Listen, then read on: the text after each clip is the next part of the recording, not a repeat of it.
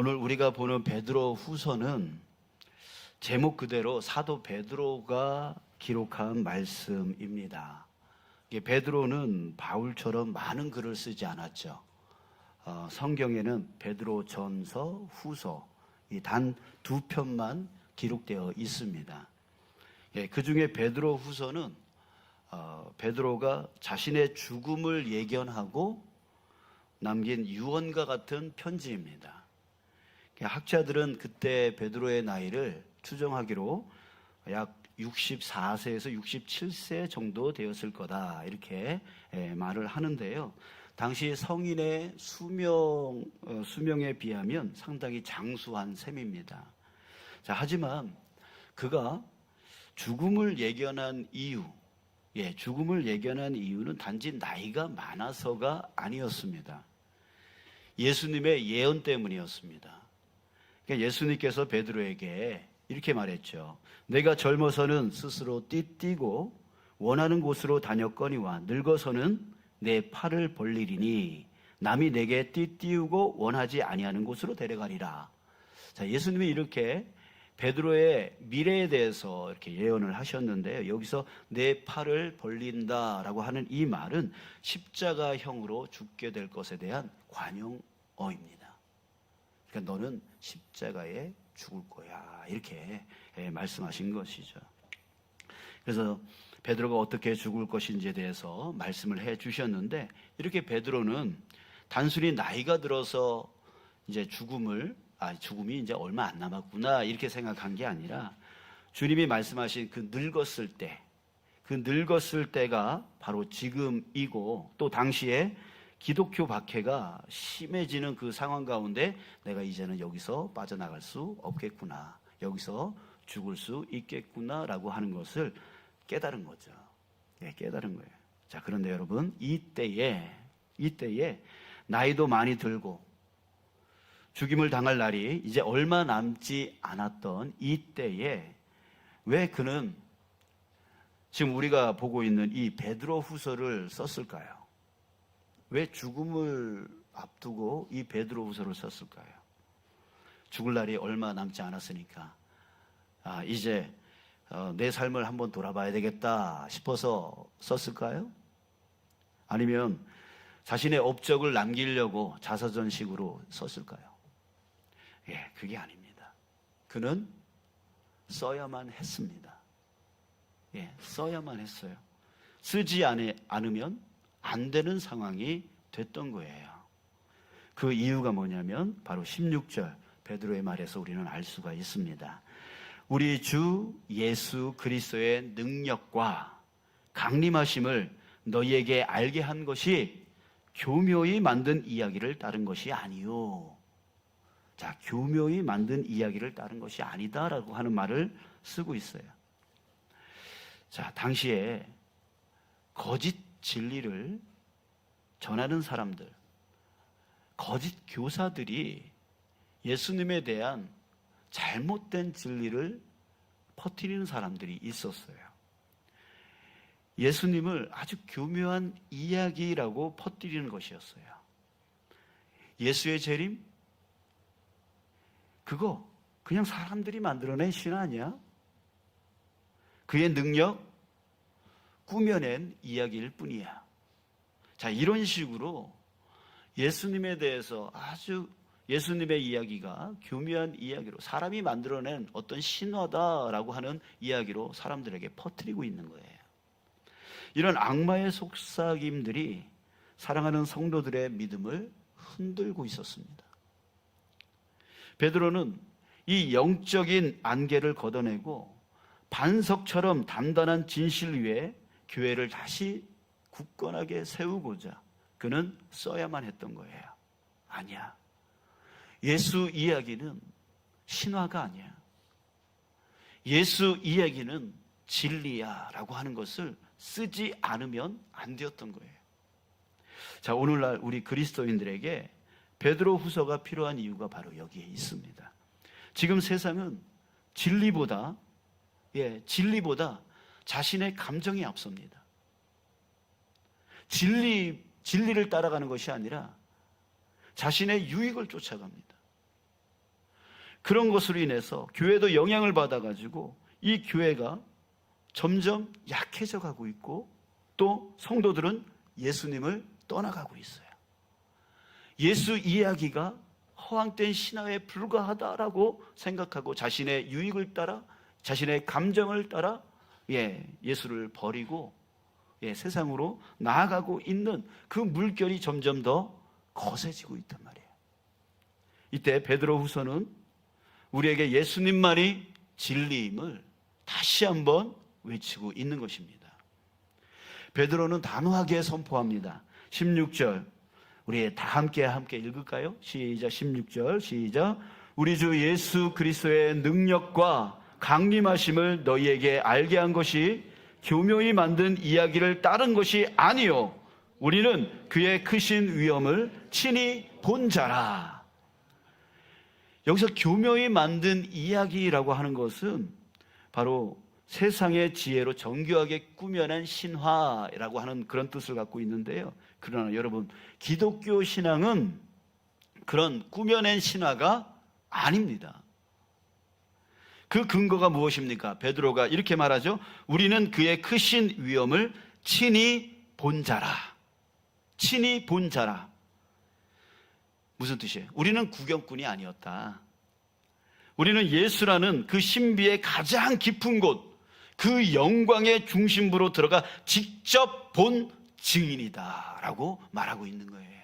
직접 봤다라는 거예요. 그러면서 그 증거로 변화산 사건을 말해주고 있습니다. 예수님을 따라 산으로 올라갔을 때 갑자기 예수님의 모습이 변하기 시작했어.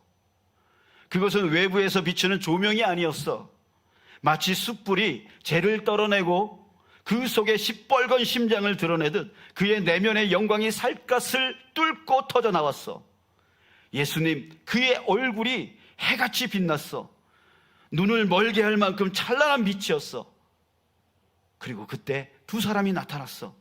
한 명은 시내산에서 율법을 받았던 모세였고, 다른 한 명은 불병거를 타고 하늘로 올랐던 선지자 엘리야였어 라고 하면서 그 변화산 사건, 자기가 직접 경험하고 직접 보았던 그 변화산 사건을 말해주었던 거예요. 증거로 삼았던 겁니다. 17, 18절을 또 함께 읽겠습니다. 시작. 지극히 큰 영광 중에서 이러한 소리가 그에게 나기를 이는 내 사랑하는 아들이요 내 기뻐하는 자라 하실 때에 그가 하나님 아버지께 존귀와 영광을 받으셨느니라. 이 소리는 우리가 그와 함께 거룩한 산에 있을 때에 하늘로부터 난 것을 들은 것이라. 보기만 했던 것이 아니라 하늘의 그 음성까지 내가 직접 들었다라고 말하고 있는 겁니다. 여러분, 이렇게 베드로는요 눈으로 보았고 귀로 들었습니다. 여러분, 우리도 마찬가지입니다. 여러분, 제가 예수님을 믿은 이유는 여러분들보다 성경 지식이 많기 때문이 아닙니다. 제 삶 속에 주님이 역사하시는 것을 제가 체험했기 때문입니다. 아, 주님이 살아계시는구나. 주님이 나를 사랑하여 주시는구나. 그 살아 역사하심과 나를 사랑하심이 내 삶 가운데에 체험되어졌기 때문에 제가 예수님을 믿은 거예요. 결코 허구가 아닌 진짜 살아 역사하고 계시는 그 분이심을 내 눈으로 보았습니다. 또 이 귀로 주님의 음성을 들었습니다. 그 주님의 음성대로 쫓아가니까 제 삶 속에 하나님이 놀랍게 역사하여 주셨습니다. 그것 때문에 제가 예수님을 믿는 거예요. 여러분들도 저와 같은 체험을 하셨을 거예요. 하지 못했다 하더라도 여러분, 구하면 능히 체험할 수 있습니다. 여러분, 우리가 믿는 이 신앙은 신화가 아니에요. 사람이 꾸며낸 그 이야기가 아닌 겁니다. 구하는 자에게, 구하는 모든 자에게 능히 역사하여 주시는 그 하나님의 실제인 것이에요. 그런데 여러분, 놀랍게도 베드로는 여기에 멈추지 않아요. 이 경이로운 개인적인 체험에 멈추지 아니하고 더 한 걸음 나아가서 이렇게 말합니다. 19절입니다. 또 우리 함께 읽을게요. 19절 시작. 또 우리에게는 더 확실한 예언이 있어 어두운 데를 비추는 등불과 같으니 날이 새어 샛별이 너희 마음에 떠오르기까지 너희가 이것을 주의하는 것이 옳으니라. 자, 우리에게는 체험보다 더 확실한 것이 있다라고 말합니다. 그것은 바로 무엇? 예언. 바로 구약의 말씀이라고 베드로는 말해주고 있어요. 다시 말해서 예수님이 산상에서 변모하신 것, 그걸 베드로가 체험했잖아요. 그 체험한 것이 그냥 개인적인 체험이 아니라는 겁니다. 구약에 기록된 예수님의 그 예언의 그 말씀의 성취라는 거예요. 실제 그렇습니다. 여러분, 산상 변모 사건은요, 시편 2편 7절 말씀, 이사야서 42장 1절 말씀, 신명기 18장 15절 말씀에 근거를 두고 있습니다. 그러니까 예수님의 이 놀라운 역사는 그저 베드로 혼자만의 개인적인 그냥 개인적인 체험이 아니에요. 그것은 바로 예언된 말씀의 성취였던 거예요. 그러니까 예수님의 그 놀라운 사건은 바로 성경에 근거를 두고 있었다는 얘기예요. 신학자 리처드 보컴이라고 하는 사람이 초대교회의 신앙은 사적인 신비 체험이 아니라 공적인 사도적 목격 증언과 그것을 확증하는 구약의 예언이라는 두 기둥 위에 서 있다라고 말했습니다. 그러니까 여러분, 신앙이라고 하는 것은 개인적인 체험으로 끝나는 게 아니라는 거예요. 그 체험과 말씀의 근거, 이 두 가지 기둥 위에 서게 되어진 게 바로 신앙이라고 하는 거예요. 또 C.S. 루이스는 믿음을 태양에 비유했습니다. 우리는 태양을 보기만 하는 것이 아니라 태양빛을 통해 다른 모든 것을 본다라고 했어요. 자, 마찬가지로 우리는 성경을 읽기만 하는 게 아니라 성경이라는 등불을 통해서 어두운 세상을 해석하고 하나님의 뜻을 분별하며 걸어가는 것이다, 이렇게 말하는 거예요. 우리의 신앙적 체험도요, 성경에 근거하지 않는다면 여러분, 그것은 개인적 신비 체험일 수밖에 없어요. 하지만 그것이 말씀의 근거를 두고 있다면 그것은 하나님의 놀라운 은혜의 역사인 것입니다. 저는 이런 요즘 그 놀라운 은혜의 역사를 항상 체험하고 있는데요. 올해 저에게 주신 말씀, 하박국서 3장 19절 말씀, 19절, 이 말씀이 정말 내 삶 가운데 온전히 이루어지고 있다라고 하는 것을 저는 계속 체험하고 있습니다. 주 여호와는 나의 힘이시라. 그가 나를 사슴과 같게 하셔서 나의 위를 뛰어다니게 하신다라고 하는 말씀인데, 여러분, 힘들고 어려운 일을 정말 주님께서 내게 힘 주셔가지고 정말 극복하게 하시고 내가 할 수 없는 문들을 열어주시고 이루어주시고 하는 그런 일들이 지금 계속 제 삶 가운데 이루어지고 있단 말이에요. 만약 이것이 그저 내가 체험한 신비 체험으로만 끝났다면 여러분, 저는 여러분들에게 간증하지도 못할 거고 또 드러내지도 못할 겁니다. 하지만 바로 이 하박국서 3장 19절의 말씀이라고 하는, 하나님께서 내게 힘이 되어 주시고 그래서 나로 사슴의 발과 같이 만들어 주셔서 나의 위를 뛰어가게 해주시는, 나의 모든 것을 극복하게 해주신다라고 하는 이 말씀이 나의 근거가 되어줘서 내게 일어나는 이런 놀라운 일들이 바로 하나님이 역사하는 것이다, 하나님이 나를 돕고 계시는 것이다, 하나님이 나를 사랑하시는 것이다 라고 하는 것을 저는 깨닫게 되어지는 것이에요. 여러분, 근데 여기서 등불, 즉 성경 말씀은 언제까지 우리에게 필요할까요? 바로 19절 말씀 다시 한번 보면 날이 새어 샛별이 너희 마음에 떠오르기까지 라고 합니다.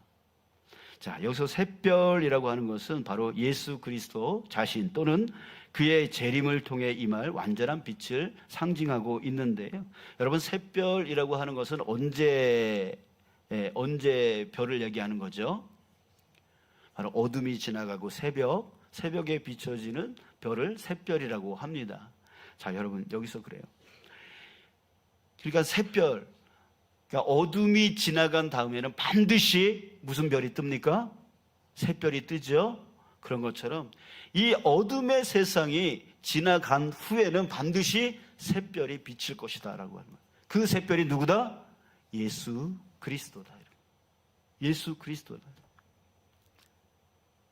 그러니까 예수님은 반드시 재림하실 것인데, 샛별처럼 반드시 오실 것인데, 그때까지 우리는 말씀을 붙들고, 예언의 말씀을 붙들고 그때까지 믿음에 흔들리지 말고 살아가야 된다라고 하는 말을 하고 있는 거예요. 또 마지막으로 베드로는 이 예언의 말씀이 왜 절대적으로 신뢰할 말씀인지에 대해서 변증하고 있는데요. 왜 절대적으로 신뢰할 만할까요? 하나님의 이 말씀이, 모든 예언의 말씀이 인간의 작품이 아니기 때문입니다. 그걸 증거하고 있어요. 21절 또 함께 읽겠습니다. 시작. 예언은 언제든지 사람의 뜻으로 낸 것이 아니요 오직 성령의 감동하심을 받은 사람들이 하나님께 받아 말한 것임이라. 자, 여기서 성령의 감동하심을 받았다라고 했습니다. 자, 원어 의미로 보면 바람에 돛이 밀려 배가 앞으로 나아가는 모습을 뜻한다고 해요. 자, 여러분, 그래요. 성경의 저자들은 자기들의 지혜, 자기들의 지식, 이걸 갖고 성경을 쓴 게 아니었어요. 그들은 성령이라고 하는 그 바람에 이끌려서, 바람에 그 돛이 밀려서 배가 앞으로 나아가듯이, 이 기록자들이 성령의 바람에 밀려 쓰게 된 것이 뭐예요? 바로 성경이라고 하는 거예요. 사람이 지어낸 것이 아니라 성령 하나님께서 짓도록 해주신 거라고 하는 거죠. 그래서 성령께서 이끄시는 대로 하나님의 뜻을 기록했던 것입니다. 그래서 성경은 오류가 없는 하나님의 말씀입니다. 어두운 세상을 비추는 유일하고 확실한 등불이 될 수 있는 것이에요. 자, 사랑하는 여러분, 우리 두 가지를 꼭 기억하셨으면 좋겠습니다. 자, 첫 번째, 우리의 믿음은 인간이 꾸며낸 신화가 아니다. 예수 그리스도의 그 압도적인 위엄을 목격한 증인들의 그 생생한 증언 위에 서 있다라고 하는 것이에요. 자, 두 번째는 우리는 여전히 어둡고 혼란스러운 세상을 살아가지만 우리 손에는 무엇이 있습니까? 성령의 바람으로 이끌려 쓰여진 바로 예언의 말씀, 예언의 말씀이 있다라고 하는 거예요. 이걸 붙들고 언제까지? 샛별이 뜰 때까지, 바로 샛별이신 예수 그리스도가 이 땅에 재림하실 그때까지 흔들리지 아니하고 나아갈 수 있도록 우리에게 뭐가 주어져 있다? 뭐가 주어져 있다? 성경이, 예언의 말씀이 주어져 있다라고 하는 거. 여러분, 우리 말씀을 붙들고 세상의 헛된 말들을 쫓아가지 마시고, 이렇다 저렇다 하는 말들을 쫓아가지 마시고, 사람의 그런 지식을 쫓아가지 마시고, 우리가 쫓아야 될 게 뭐예요? 바로 성령이 지어주신 바로 말씀, 예언의 말씀, 그 말씀 위에 근거된 주님의 놀라운 역사, 이것을 우리가 굳건히 붙들고 살아가야 되는 것입니다. 여러분, 지금 세상은 여전히 우리에게 더 교묘하게 또 그럴듯하게 우리를 속이려고 하고 있습니다. 그래서 눈에 보이는 세상이 확실하고 눈에 보여지지 아니하는 예수는 허구다라고 그렇게 생각하게끔, 그렇게 믿게끔 우리를 계속 공격합니다. 공격해요. 그래서 때로 믿음이 좋았던 사람들도 때로는 의심 속에 빠질 때가 있어요. 자, 여러분, 그러나 마지막 유언처럼 얘기하고 있는 이 베드로, 그 베드로가 쓸 수밖에 없었던 이유, 이 글을 쓸 수밖에 없었던 이유를 다시 한번 여러분들이 기억하시길 바랍니다. 여러분, 어둠이 지나가면 샛별이 반드시 뜨는 것 같이 이 어둠의 세상이 지나가면 반드시 샛별이신 예수 그리스도가 다시 오신다라고 하는 거, 여러분, 그 믿음 가운데서 흔들리지 마시고, 흔들리지 마시고 주님이 내게 맡겨주신 그 사명을 잘 감당하며 살아갈 수 있는 저와 여러분들 되시길 주님의 이름으로 축복합니다.